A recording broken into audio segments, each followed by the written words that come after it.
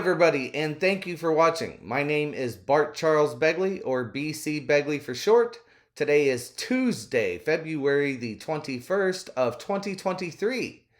And here are your today's top news headlines. Russian President Vladimir Putin is upping tensions over Ukraine by suspending the START nuclear pact. Russian President Vladimir Putin has suspended Moscow's participation in the last remaining nuclear arms control pact with the U.S., announcing the move today in a bitter speech where he made clear he would not change his strategy in the war in Ukraine. In his long-delayed State of the Nation address, Putin cast his country and Ukraine as victims of Western double-dealing, and then he said it was Russia, not Ukraine, that is fighting for its very existence. Quote, "We aren't fighting the Ukrainian people," Russian President Vladimir Putin said in a speech days before the war's first anniversary on Friday. Quote, "The Ukrainian people have become hostages of the Kiev regime and its Western masters, which have effectively occupied the country." The speech reiterated a litany of grievances that the Russian leader has frequently offered as justification for the widely condemned military campaign, while vowing no military let-up in a conflict that has reawakened fears of a new Cold War. On top of that, Vladimir Putin sharply upped the ante by declaring that Moscow would suspend its participation in the so-called New START Treaty. The pact, which was signed in 2010 by the United States and Russia, caps the number of long-range nuclear warheads the two sides can deploy and limits the use of missiles that can carry atomic weapons. Putin also said that Russia should stand ready to resume nuclear weapons tests if the United States does so, which is a move that would end a global ban on such tests in place since the Cold War era. Okay, well, it looks like James O'Keefe is out at Project Veritas amid allegations of staff bullying. Project Veritas, the right-wing undercover sting group that was founded by James O'Keefe in his father's carriage house in 2010, has ousted O'Keefe on Monday. O'Keefe and the nonprofit's board said in separate statements. O'Keefe's departure follows an internal power struggle that started spilling into the open when the board suspended him with pay earlier in February. James O'Keefe said Monday in a 45-minute video addressed to staff that the board had, quote, indefinitely suspended him and refused his ultimatum that they resign. Quote, "So currently I have no job at Project Veritas," he added. Quote, "I'm packing up my personal belongings." The board then issued a statement saying, quote, "We did not fire him, nor do we want him to resign, but rather wanted to, quote, continue conversations with James to resolve internal matters rather than litigate them publicly." In the same statement, though, the board said its preliminary review of O'Keefe's leadership had uncovered financial malfeasance, including O'Keefe spending, quote, an excessive amount of donor funds in the last 3 years on personal luxuries. Okay, so after testing 4-day work weeks, now companies are saying they don't want to stop. A large majority of United Kingdom companies participating in a test of a 4-day work week said they would stick with it after logging sharp drops in worker turnover and absenteeism while largely maintaining productivity during the 6-month study. In one of the largest trials of a 4-day work week to date, 61 British businesses ranging from banks to fast food restaurants to marketing agencies gave their 2,900 workers a paid day off a week to see whether they could get just as much done while working less time, but more effectively. More than 90% said they would continue testing the shorter week, while 18 planned to make it permanent. This is according to a new report from the study's organizers.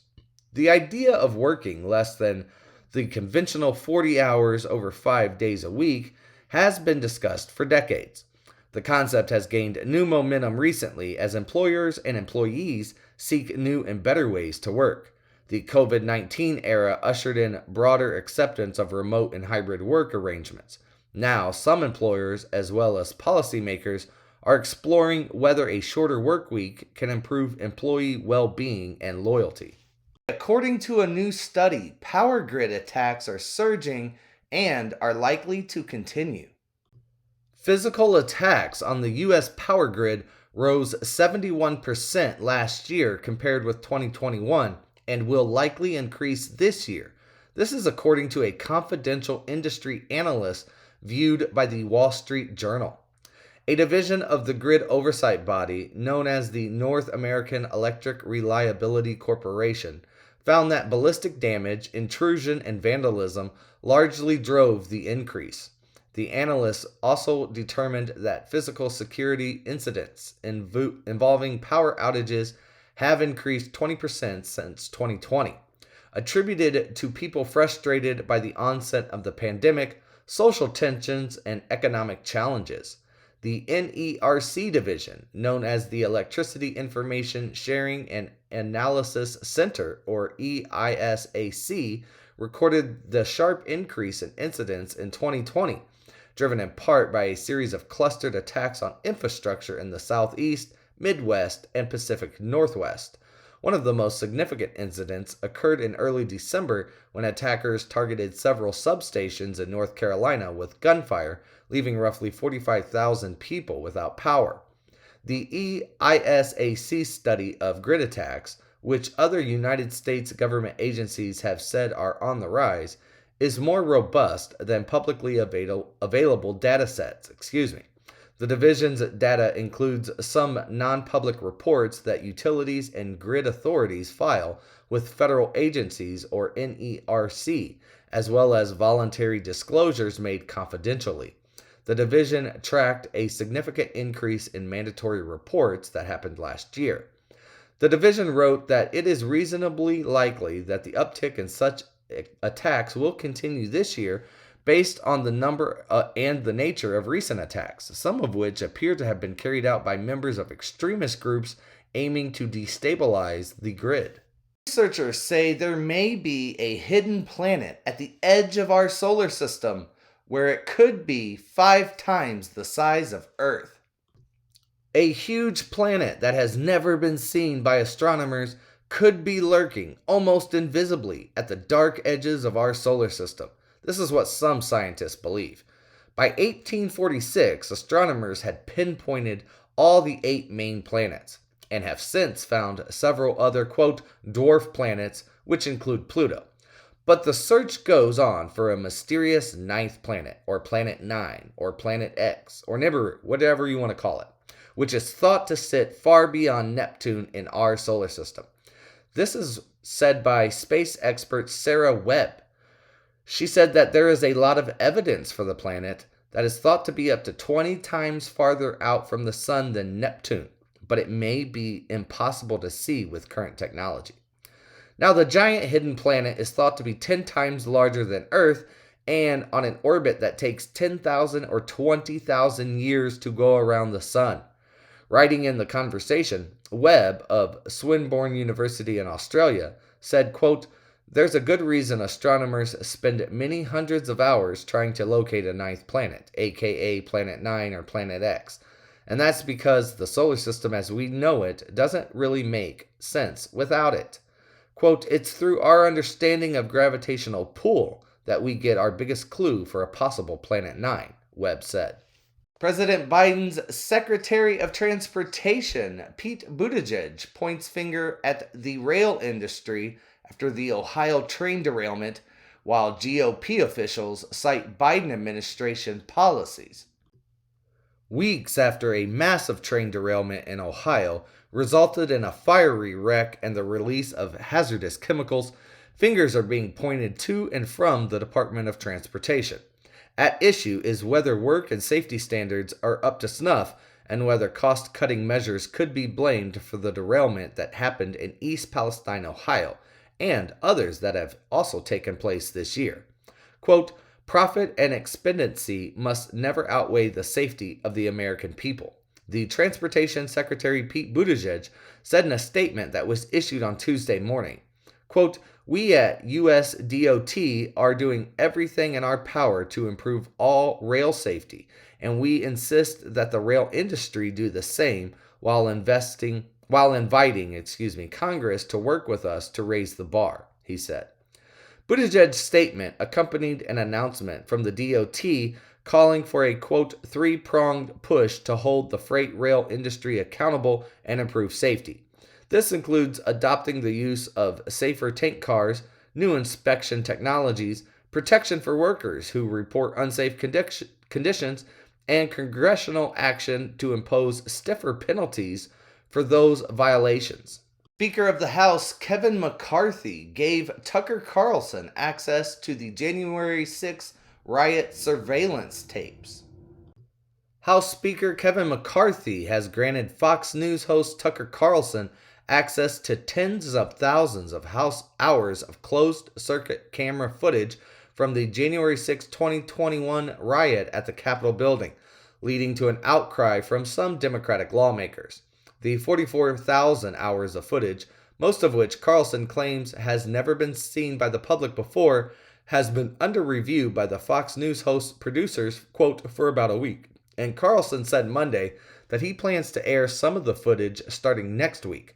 Quote, so there are about 44,000 hours, and we have, you may have heard this, we've been granted access to that, and we believe that access is unfettered. We believe we have secured the right to see whatever we want to see, Carlson said on his show, Tucker Carlson Tonight, on Monday. Quote, so we've been there about a week. Our producers, some of our smartest producers, have been there looking at the stuff and trying to figure out what it means and how it contradicts or not the story that we've been told for more than 2 years, Carlson added. Quote, we think already that in some ways it does contradict that story. And so we're going to spend the rest of this week taking a look at it, assessing it as honestly as we can, and we're going to bring you what we find next week, he concluded. Okay, so researchers are suggesting there may be a new type of salty ice that might exist on extraterrestrial ocean moons. The mysterious red streaks crisscrossing the surface of Jupiter's moon Europa may be the result of a newly discovered kind of salty ice. Europa has long intrigued scientists because the moon has a surface ocean beneath a thick shell of ice. Plumes of water have been known to erupt from cracks in the ice shell, releasing the contents of the moon's alien ocean into space.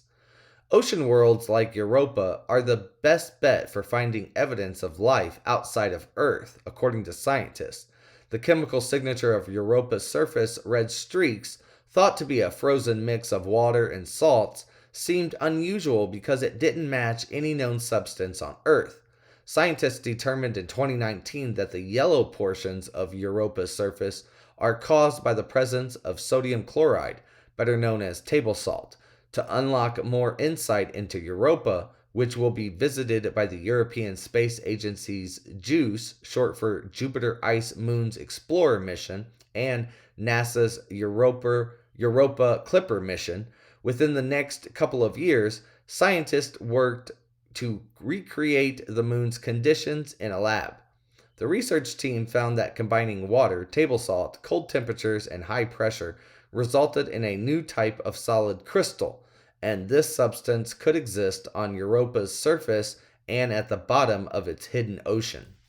An oddly shaped asteroid that was once considered an impact risk for Earth has just raced past the planet.